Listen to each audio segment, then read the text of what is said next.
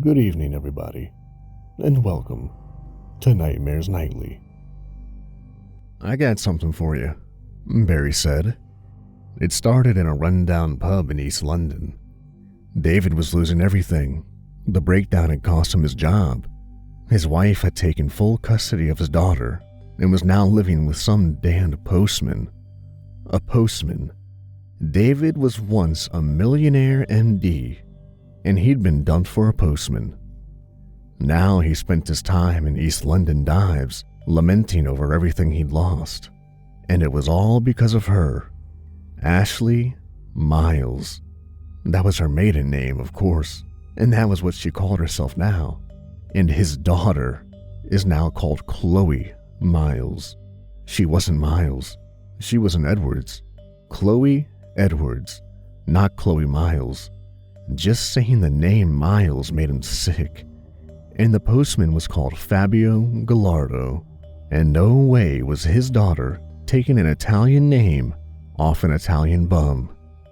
He drowned himself in whiskey. It was all he had.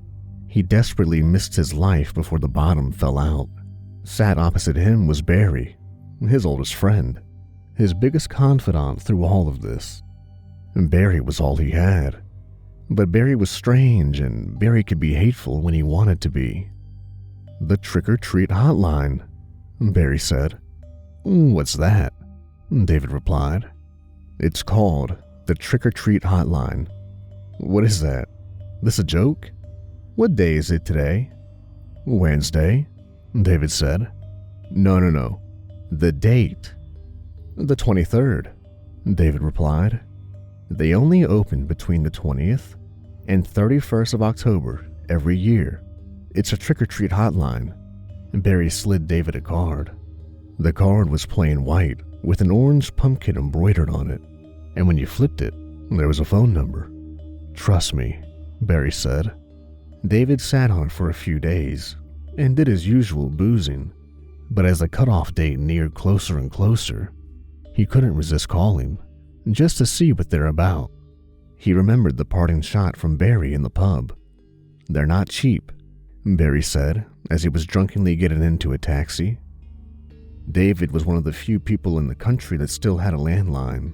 Nobody had landlines anymore. Besides for business, everybody had gone mobile.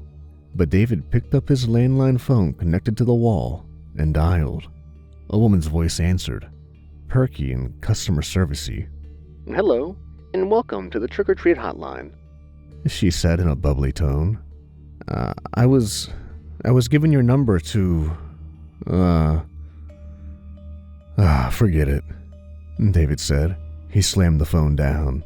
He poured himself another drink. The phone rang back. David exhaled nervously and picked it up. Hello, this is David Edwards, David said. Why did you just give them your name? He thought.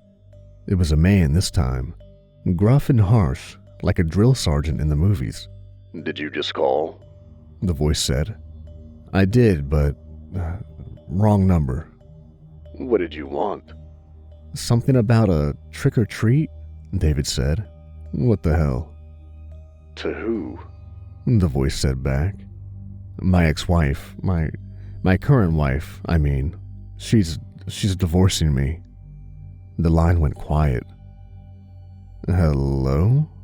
David said. Trick or treat? What does that mean? You don't know what trick-or-treat means? The voice said. Not in this context, no. Then say one. Trick. Well, that means that she gets a trick, and you get a treat. Okay, fine. Trick. That's fine, sir. How much? The first one is on us. Call us next year, and maybe we'll charge you. But this one is on us. David paused. Now, I just need to take some details from you. Let's start with your wife's name. The voice continued. David proceeded to tell the authoritative voice on the phone his own personal life story. The story of doomed romance, the betrayal, the cheating, The internal emotional anguish which has doomed David to this day? The tipping point, going into work and beating some T-boy to near death, losing his daughter, everything. By the time the conversation ended, David looked down and saw the stream of tears on his sleeves. "We'll be in touch," the voice said. Ashley had just dropped Chloe off at school and was slightly speeding down the school lane at 40 miles an hour in a 30 when a masked man in a hooded gown jumped out into the road with a baseball bat and caused Ashley to swerve. She shouldn't have been speeding. She should have seen the thing emerge well in advance, but that wasn't what killed her. What killed Ashley was the fact that she didn't put her seatbelt on and that she plowed into 3 parked cars and finished off wrapping the car around a lamppost. A witness swore that they heard the gowned figure yell "trick" before fleeing, but it wasn't their fault. Ashley was driving like an idiot and not wearing her seatbelt. The time and date of death? The 31st of October, 8:27 a.m.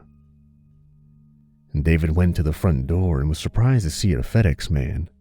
The FedEx man had a blackened smile and scars zigzagging across his face. But David was still glad it was a courier and not the postman. He had a newfound hatred for postmen. He took the box and went into his house. He opened it and saw the words "treat" on a small card within the box. Besides that, the box was empty. But it wasn't really empty. Not to David. David knew what was really inside that box. It was her. It was her transparent being. David knew that and could feel it within him. His treat was her soul, right there in an empty FedEx box. That was his treat. The phone on the wall began to ring. Thanks for listening, everybody. And if you like what I'm doing and want to hear more, hit that subscribe button for more Nightmares Nightly.